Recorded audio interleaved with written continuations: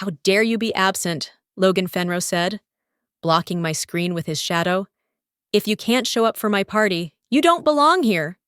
He didn't wait for an answer. He never did. Logan liked declarations, not conversations.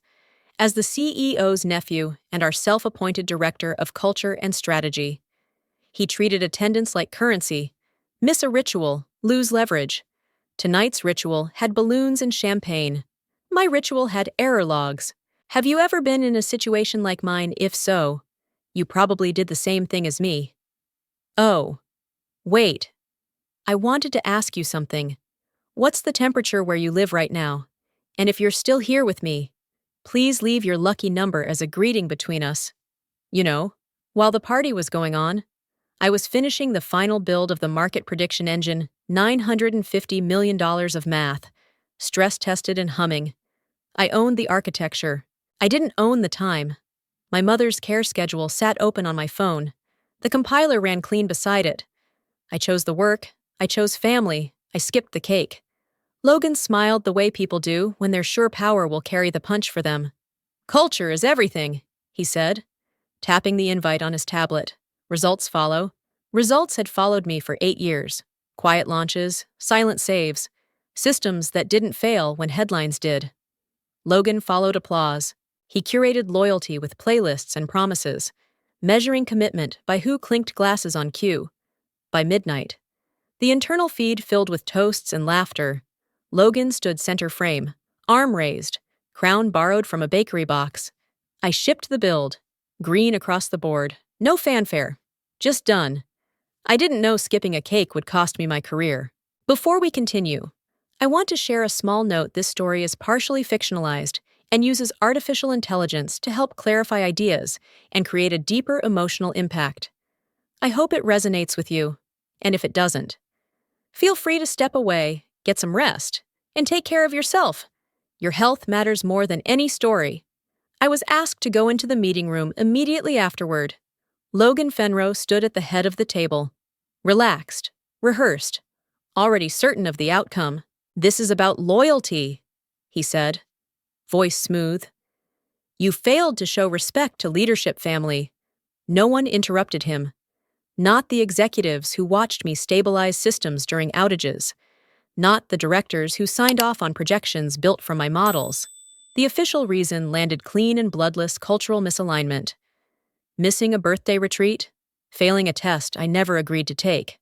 As he spoke, memories stacked up behind my eyes. Midnight rollbacks. Emergency patches pushed while others slept. 3 separate incidents where my algorithm prevented losses no press release ever mentioned. Logan had never shipped anything. He hosted. He evaluated vibes. He inherited certainty. He leaned closer, lowering his voice as if granting me a privilege. Don't ever think you're more important than my family. The words burned, but I kept my hands still. Arguing would turn this into theater. Begging would crown him right. I looked around the table and realized something colder than anger. They had already chosen comfort over competence. I stayed silent. I left the boardroom without ceremony, carrying nothing but a thin folder and my phone. At my desk, the screen was already blank. Access revoked, email locked, badge privileges suspended. The system responded faster to my termination than it ever did to a real emergency. I unplugged my laptop slowly, aware of eyes turning away. People who once asked for my opinion now studied their monitors like sacred texts. One whispered, "I'm sorry," without looking up. Another pretended to take a call. Fear travels faster than respect in corporate hallways. At security, my badge chirped and flashed red. The guard avoided my face as he slid a temporary pass across the counter. End of day only. He muttered. I nodded, calm enough to pass for indifference. Inside, something tightened, then settled. Panic wastes energy. Silence conserves it. Back upstairs. A cream-colored envelope waited on my chair.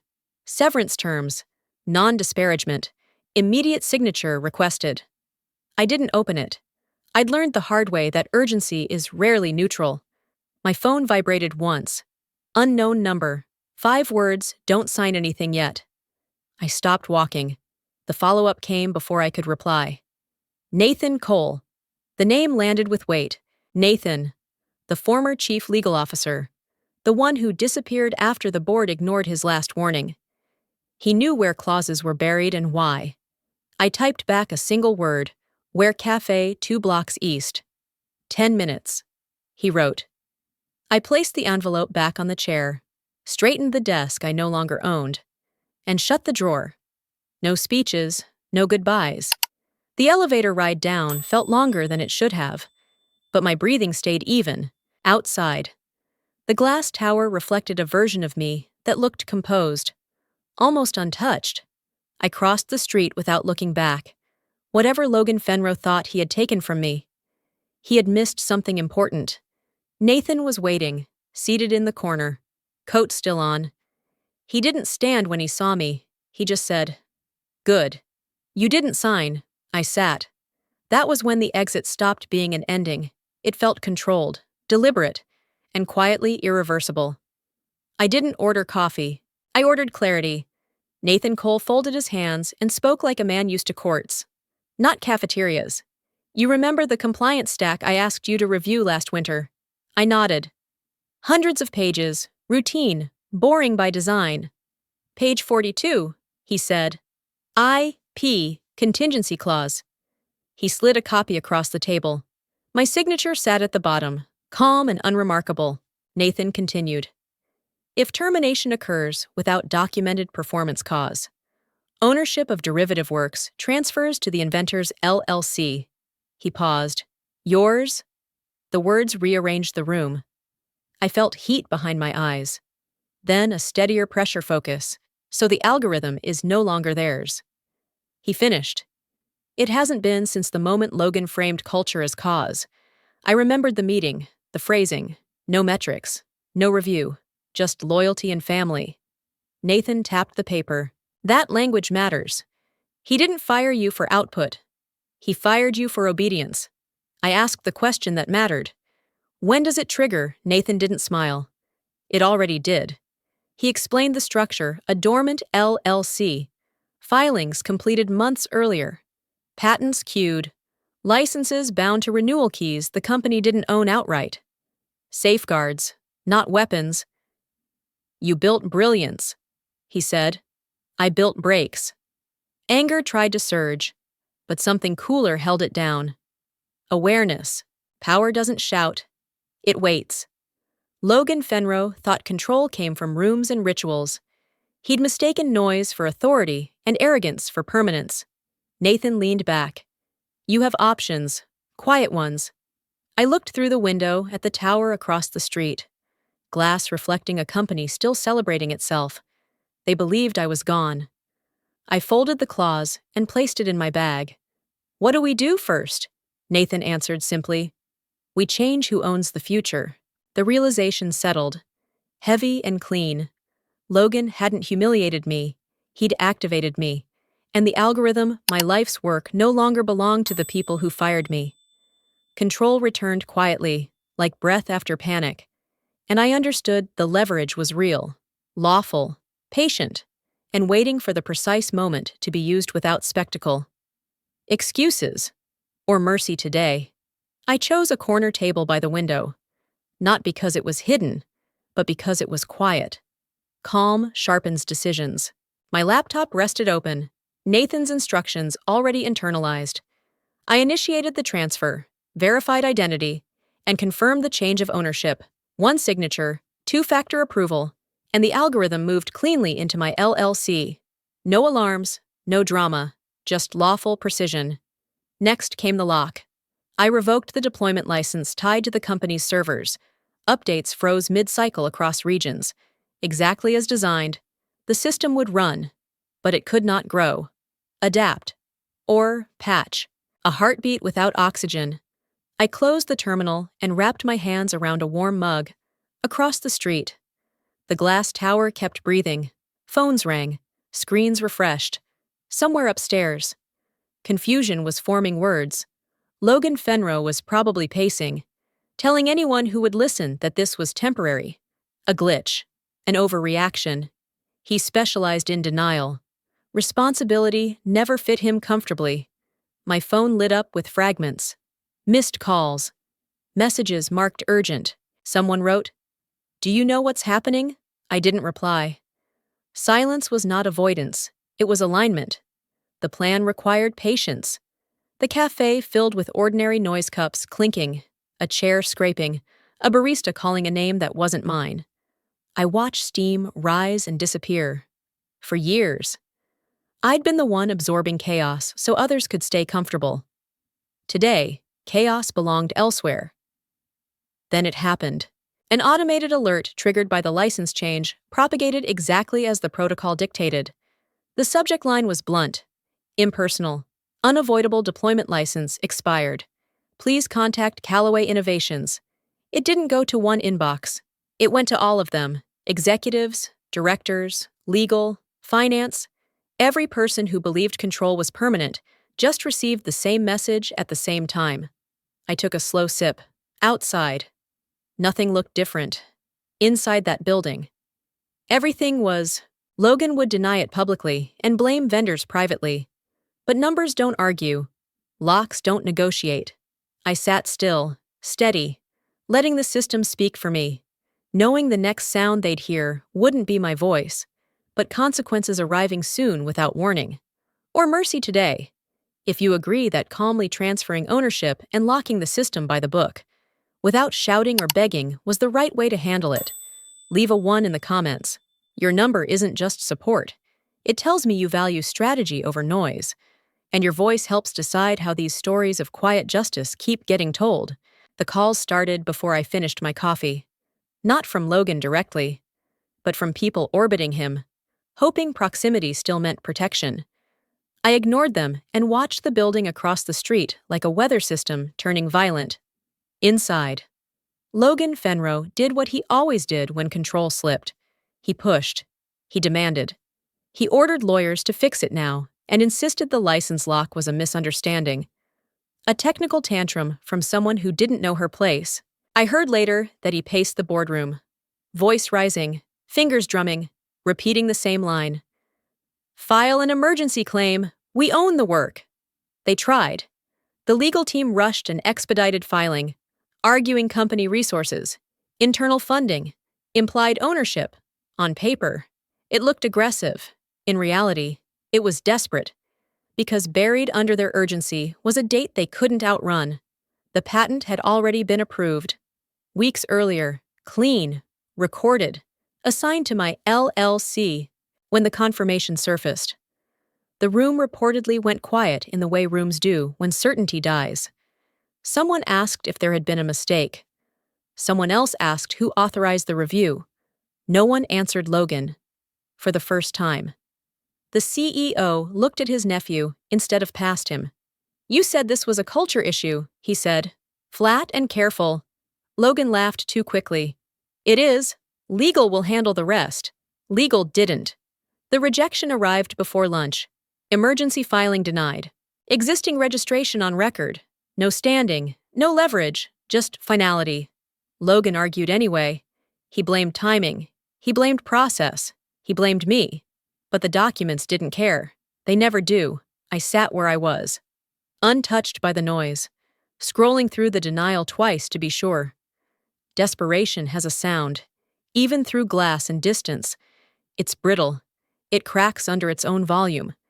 They had tried to reverse gravity with paperwork and entitlement. Instead, they exposed something worse than failure. They exposed doubt. And once doubt enters a room like that, it never leaves quietly again. I watched it spread, knowing denial was their last move before consequences arrived. Slow, lawful, and irreversible. I didn't chase them. They came to me. The message arrived through an encrypted channel, brief and respectful. Nothing like Logan's noise. We've reviewed the filings. It said, we'd like to talk. It was from their largest competitor, the one my former company feared, but pretended not to watch. We met in a private conference room overlooking traffic and glass. No logos, no small talk. They didn't ask how I felt. They asked what I wanted. Their opening valuation landed without drama $950 million. Not a promise. a number backed by analysts, timelines, and signatures ready to move. I listened without reacting. Power shows itself in restraint. When they finished, I slid my terms across the table. Full control of the algorithm, no exclusive buyout, no internal modifications without my written approval. I don't sell silence, I said. I sell performance. No one argued. They nodded and wrote. The calm was intentional. I wasn't negotiating to win. I was negotiating to choose, for years. Decisions had been made about me in rooms I wasn't invited into. This time, the room stayed quiet because it belonged to me. When the meeting ended, we shook hands like professionals who understood consequences. I stepped outside and let the city move around me. Then I drafted one last message. It went to my former company's executive list. Subject line, license renewal window. Body text was shorter than their excuses. You have 48 hours to respond. After that, valuation assumptions change. No threats, no emotion, just a deadline and a fact. I hit send and turned off notifications. The offer was made. The clock was running. And for the first time, I wasn't waiting to be chosen. I knew Logan would read it twice, then deny it once, then panic. He would call lawyers, then relatives, then anyone who could delay the math. None of that mattered anymore. Control had shifted quietly. This wasn't revenge. It was leverage. Executed cleanly, legally, and without raising my voice. I walked away knowing the terms were set and the outcome no longer negotiable anywhere. I arrived early and chose the seat facing the window. Not them. Power changes when you stop waiting. Logan Fenro entered first, shoulders tight, smile already rehearsed and failing. The CEO followed. Slower. Eyes scanning the room, as if numbers might appear on the walls and rescue him. They didn't sit until I did. That alone told me the balance had shifted. We can resolve this. The CEO began, voice controlled, professional. Logan nodded too fast. There's been a misunderstanding, he added, trying to sound authoritative. I let the silence stretch until it worked for me. The door opened again, and Nathan Cole walked in, carrying a slim briefcase that looked heavier than Logan's confidence. He didn't greet them. He placed the folder on the table and opened it with care. This is the ownership record, he said, and this is the termination basis. Logan leaned forward. This is unnecessary. We fired her for culture. Nathan finished calmly. Which is not performance. He slid a page across the table. Logan's mouth opened, then closed.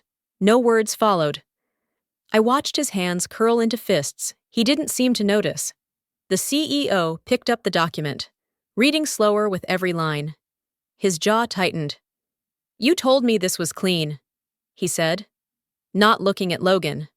Logan swallowed. It was supposed to be. I spoke then, not loudly. You asked for loyalty. I said. I gave results.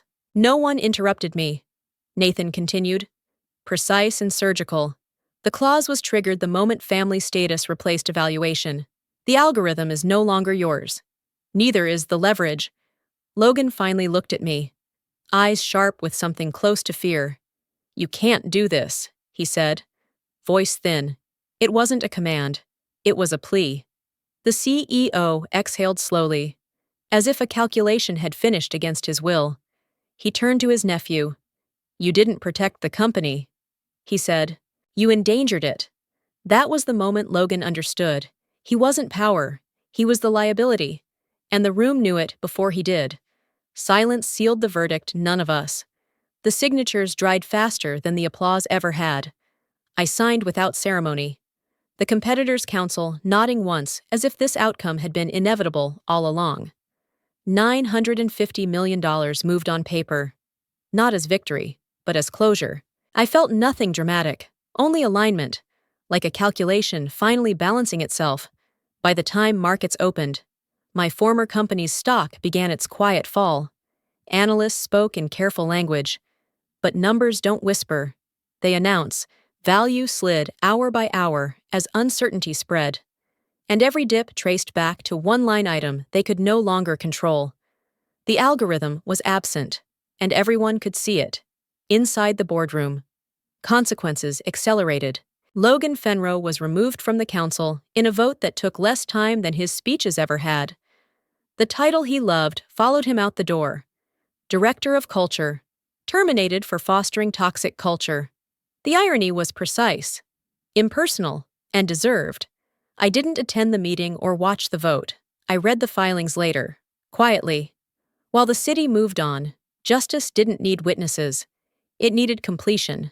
Logan's absence solved problems faster than his presence ever had, and the company stabilized only after subtracting him. The press noticed before the executives recovered. Headlines framed the story with surgical clarity. Fired architect sells core system to rival. The language stung, but it was accurate. I hadn't attacked anyone. I had simply stepped aside and let structure do what emotion never could. By evening, a phrase repeated across screens and segments. They called me the architect they fired. It wasn't praise or pity. It was accounting. A reminder that talent, once dismissed, doesn't disappear. It relocates, quietly, to places that understand cost. I closed my laptop and finished my coffee. Cold justice doesn't celebrate. It concludes. Somewhere behind me, an empire recalculated its mistakes. I didn't look back. Collapse is loud only at the center, from a distance. It's just numbers finding their truth. That was enough, more than enough, and exactly what happens when accountability finally outweighs entitlement in daylight, without excuses left anywhere. I didn't raise my voice when it was over. I didn't gloat, didn't post victory laps, didn't rewrite history to make myself look braver than I was. I simply walked away lighter, because something heavier had been set down. What happened wasn't revenge, it was alignment. I protected my work with law, not anger. I waited, prepared, and let structure speak where emotion would have failed. That is the part people miss. Power doesn't arrive with noise. It arrives with paperwork, timing, and restraint. When they ask how it felt, I tell them the truth. I wasn't disloyal, I was prepared. If there's a lesson here, it's not about winning against someone louder. It's about safeguarding your value before anyone questions it. Silence, paired with preparation, is not weakness. It is leverage. So if you were standing where I stood, facing pressure, ego, and unfair rules, what would you choose? Would you stay silent, or would you prepare? I learned something important. The moment the noise stopped, dignity doesn't come from winning loudly. It comes from standing prepared when the ground shifts under you. What hurt most wasn't being fired or underestimated. It was realizing how easily years of contribution can be erased when power is confused with ego. That kind of injustice doesn't just damage careers. It makes people doubt their own worth. But this story isn't about humiliation. It's about choice. I chose to protect my work with clarity instead of anger, and patience instead of panic. The real value wasn't the money or the headlines. It was the proof that preparation can outlast unfairness, and that quiet resolve can still change outcomes. If you were in that position facing pressure, favoritism, and a decision that felt deeply wrong, what would you do? Would you fight impulsively? Or would you pause and protect what matters most to you? There's no easy answer, but there is an honest one. And it's different for everyone. I'm curious, where are you listening from right now? A city? A small town? Maybe somewhere unexpected? Wherever you are. Your perspective matters here. If this story resonated with you, consider subscribing, leaving a comment, or sharing it with someone who might need it today. One small action from you can help this message reach someone who feels powerless, overlooked, or ready to give up. By engaging, you're not just supporting a channel, you're helping keep stories like this alive, and reminding others that preparation, integrity, and quiet courage still matter. This story was fully created and produced by our team. We do not copy or borrow content from any other channel. Thank you for staying with us and listening until the end.